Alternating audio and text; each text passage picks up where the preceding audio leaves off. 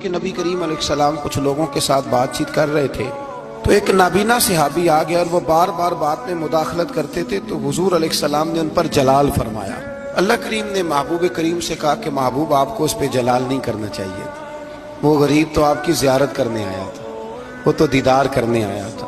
اللہ تو اپنے محبوب کو کہہ سکتا ہے نا یہ بات، لیکن امتی اٹھ کے اس بات کا ذکر کرے تو یہ ذرا مناسب نہیں ہے۔ علامہ اسماعیل حقی نے تفسیر روح البیان کے اندر لکھا ہے کہ حضرت عمر فاروق کے زمانے میں ایک امام ہر رکعت میں سورہ عباسہ پڑھتا تھا، ہر روز نماز فجر میں ایک رکعت میں کم از کم وہ سورہ عباسہ پڑھتا۔ تو حضرت عمر کو کسی نے بتلایا تو آپ نے اس کو کہا تجھے اور قرآن مجید نہیں آتا؟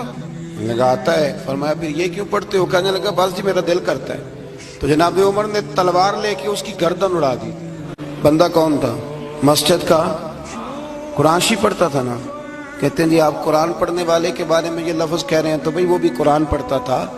قرآن بھی اتنی دیر تک فائدہ دیتا ہے جب تک نبی پاک کا ادب رکھ کے قرآن پڑھا جائے، اور اگر ادب ہی نہیں ہے، تعظیم ہی نہیں ہے، توقیر ہی نہیں ہے، وہ جی قرآن میں لکھا ہوا ہے۔